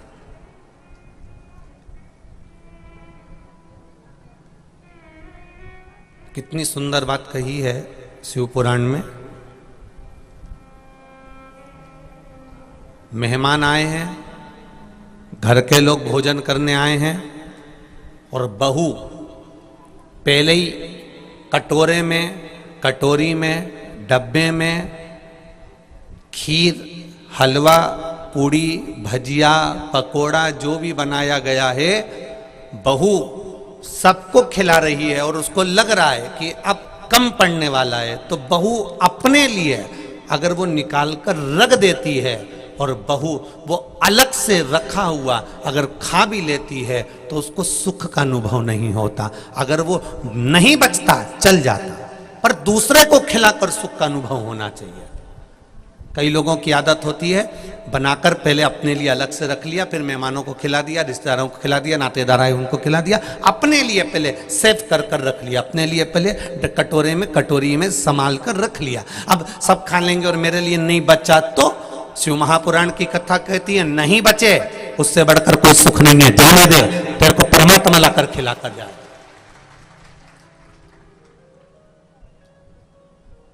तेरे भीतर ये विश्वास होना चाहिए, तेरे भीतर ये भरोसा होना चाहिए, तेरे भीतर ये दृढ़ता होना चाहिए।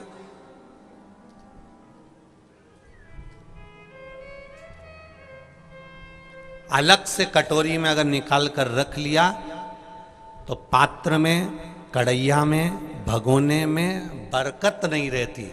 और अगर तू अलग से नहीं निकालती, 100 और आ जाते ना, खाकर भी चले जाते, तो भी उस कढ़ैया में, उस भगोने में थोड़ा तेरे लिए तो बचा ही रह जाता। ये अन्नपूर्णा है, इसको अन्नपूर्णा कहते हैं। अन्नपूर्णा जो बनाता है, अन्नपूर्णा का काम क्या है, अन्नपूर्णा का कर्म क्या है? जो बना रहा है भोजन, अन्नपूर्णा का कार्य है क्या? जो भोजन बना रहा है, जो भोजन बनाने में लीन है, जो भोजन बना रहा है। अन्नपूर्णा का कार्य है कि भोजन बनाने वाले व्यक्ति के लिए, बहू के लिए, बेटी के लिए, माता के लिए, घर के सदस्य के लिए अन्नपूर्णा स्वयं पात्र में इतना रख देती है कि जो भोजन बनाता है उसको अपने आप प्राप्त हो जाता है, उसको अलग से रखने की जरूरत नहीं पड़ती है, उसको अलग से रखने की जरूरत नहीं है। माँ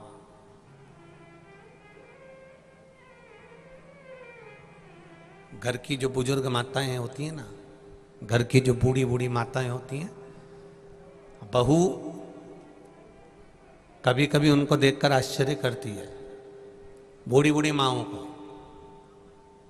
आम का रस बनाया इतना सा सास ने, बहू बनाती इतने बड़े भगोने में, सास ने बनाया इतनी सी भगोनी में। अब दोनों में अंतर देखना, बहू ने सब्जी बनाई इतनी बड़ी कढ़ाई में, सास ने सब्जी बनाई इतनी सी कढ़ाई में, दोनों में अंतर देखिएगा। बहू ने रोटी बेल बेल के बना के डब्बा भर दो इतना बड़ा, और सास ने रोटी बनाई इतनी सी, वो भी डब्बे के ऊपर ही रखी है थोड़ी सी। बहू कहती है माँ ये तो कम पड़ेगी जो तुमने बनाई है, मैं रोज इतनी रोटी बनाती हूं तो खत्म हो जाती है, इतना बड़ा भगोना भरकर सब्जी बनाती हूं तो खत्म हो जाती है, इतना भगोना भरकर अमरस बनाती हूं तो खत्म हो जाता है, इतना भगोना भरकर खीर बनाती हूं तो खत्म हो जाता है, और तुमने तो इतनी सी भगोनी में बनाया, इतने से पात्र में बनाया, इतना सा सामान बनाया, ये तो 2 मिनट में खत्म हो जाएगा। सास बोली तू तो जाके बस परोसगारी कर, बाकी के मैं सब निपट लूंगी। और सास रसोई घर में भोजन छोटे पात्र में बना रही है, बहू परोसगारी कर रही है, दिल से बहू ने परोसा, दिल से खिलाया, पर सास जो छोटे बर्तन में भोजन बनाई थी, वो बर्तन आखिरी तक खाली नहीं हुआ, क्योंकि उसका दिल बड़ा था। उसने अपने लिए नहीं सोचा पहले कि मैं बचेगा कि नहीं बचेगा। रसोई घर में भोजन बनाते समय आपके मन में यह विचार नहीं आना चाहिए कि बचेगा कि नहीं बचेगा। अगर थोड़ा भी बनाया है तो तुम्हारे मन में यह विचार आना चाहिए कि मैंने महादेव के लिए बनाया है। आप थोड़ा भी बनाए हो तो यह विचार आना चाहिए कि अन्नपूर्णा ने बनाया है। अगर इतना सा हलवा भी बनाए, इतना सा सीरा भी बनाए, कभी विचार लगे ना नर्मदा जी के घाट पर जाना और नर्मदा जी के घाट पे छोटी सी कढ़ाई में लोग हलवा बना लेते हैं, सीरा बना लेते हैं, मीठी थूली बना लेते हैं, इतनी सी बनाते हैं, सबको खिला देते हैं, उसके बाद भी थूली कढ़ाई की कढ़ाई में रह जाती है, क्योंकि उसमें बनाया जाता है तो प्रसाद की मूलता हो जाती है। और प्रसाद जब माँ, घर की बुजुर्ग माँ जब भोजन बनाती है तो ये विचार से बनाती है कि मैं अपने बच्चों के लिए बना रही हूँ। एक माँ अन्नपूर्णा की तरह अपने बच्चों का भरण पोषण करने के लिए बनाती है, और घर की बहू भी भोजन बनाती है, मना नहीं, पर उसके मन में ये आना चाहिए कि ये मैं भोजन जो बना रही हूँ, मैं घर के प्रत्येक भगवान के तुल्य, जो मेरे देवर जेठ सास ससुर पति जो कोई भी घर में विराजमान है, सबको परमात्मा के तुल्य मानकर मैं भोजन बना रही हूं। सास भोजन बनाती है तो गुनगुनाते भोजन बनाती है, बहू भोजन बनाती है तो व्हाट्सएप चलाते चलाते भोजन बनाती है, अंतर रह जाता है।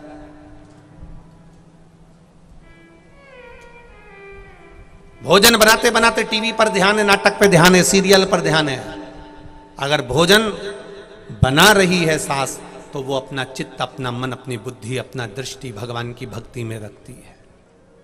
उस भोजन में स्वाद भी बढ़ जाता है, उसका एक आनंद भी बढ़ जाता है, उसका एक सुख भी बढ़ जाता है, उसमें एक रस तत्व बढ़ जाता है।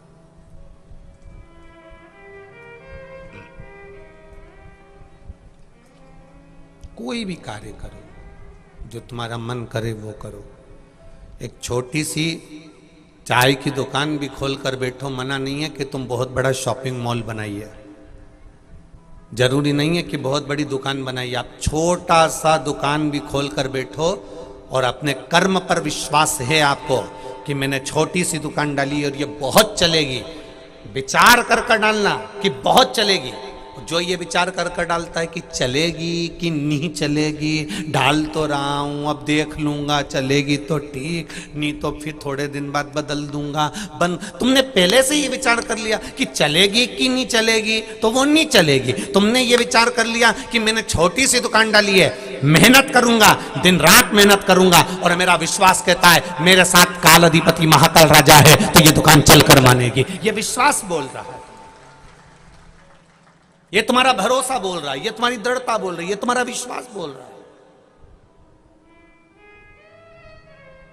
जब तुम्हारा विश्वास बोलता है तो तुम विजय हो जाते हो।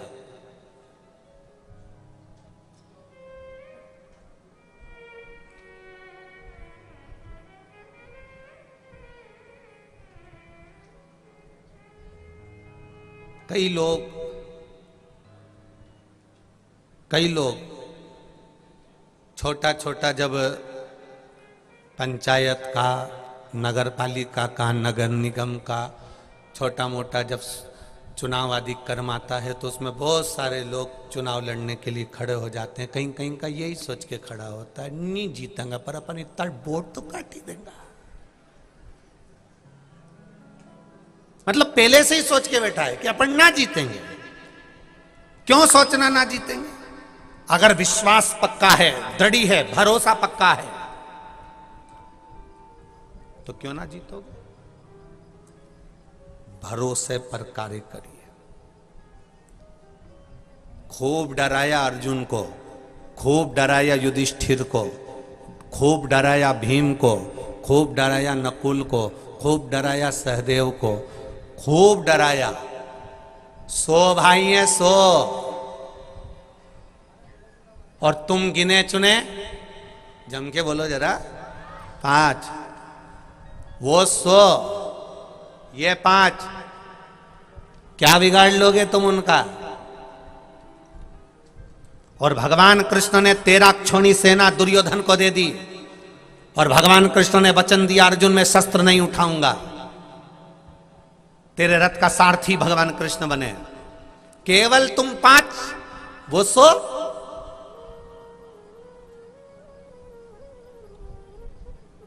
अगर कहीं का आज के समय का अर्जुन होता ना, तो डर जाता कि बताओ 100 और अपन 5, अपन को नहीं बैठना, अपन को इनसे बात ही नहीं करना, अपन को तो झगड़ा करना ही नहीं, उस रास्ते पे जाना ही नहीं, उनके पास तो जाना ही नहीं, ये विचार कर लेते। पर अर्जुन ने, युधिष्ठिर ने, भीम ने, नकुल सहदेव ने इन सब ने विचार कर लिया वो 100 होंगे, उनके घर के होंगे, हम 5 कम नहीं पड़ेंगे। अगर मर भी गए तो कम से कम 2-4 को मारकर तो मरेंगे। ये विश्वास था इनके लिए, ये दृढ़ता थी इनके लिए।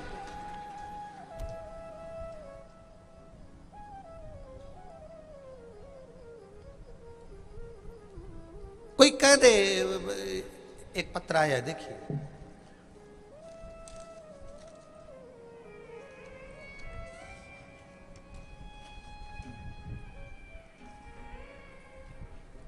त्रिवेणी गुजर, मोबाइल नंबर ये है, मैं विजयनगर इंदौर से आई हूं। त्रिवेणी गुजर, कहीं बैठी हो तो हाथ हिलाइएगा। त्रिवेणी गुजर, कहीं बैठी हो तो हाथ हिलाइएगा, जहां कहीं बैठी हो। है क्या उधर? अच्छा, हाथ हिला दो एक बार बहन। कैमरे वाले को दिख गया?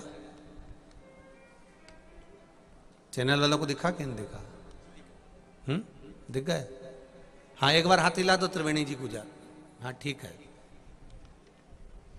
मैं त्रिवेणी गुजर, मेरा मोबाइल नंबर ये है, इंदौर विजयनगर से आई हूं। बाबा की कृपा का क्या बखान करूं गुरुदेव, मेरे भोले बाबा की महिमा का मैं क्या गुणगान करूं। बाबा की दया से मेरे बेटा सीए का एग्जाम दे रहा था, बार बार एग्जाम दिया, तकलीफ आई। अब की बार शिव जी पर विश्वास रखकर उसने एग्जाम देना चालू करा। गुरुदेव,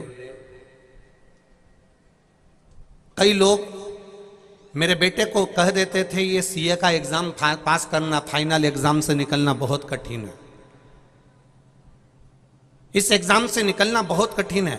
मेरा बेटा बार बार टूट जाता था, पर बाबा की कृपा देखिए गुरुदेव, बाबा की करुणा।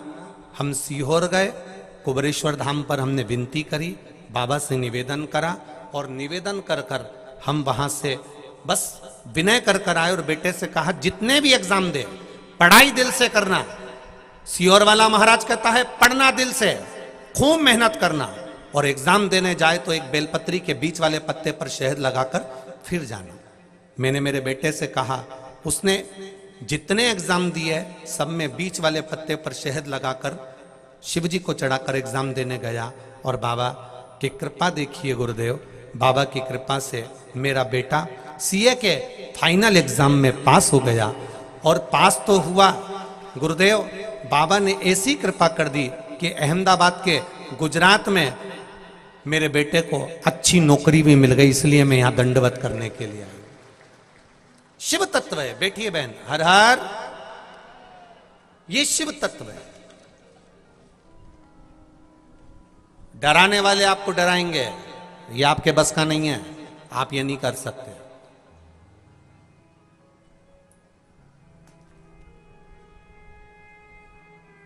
डराने वाले डराएंगे, ये आपके बस का नहीं है, आप नहीं कर सकते, पर विश्वास आपका दृढ़ होना चाहिए।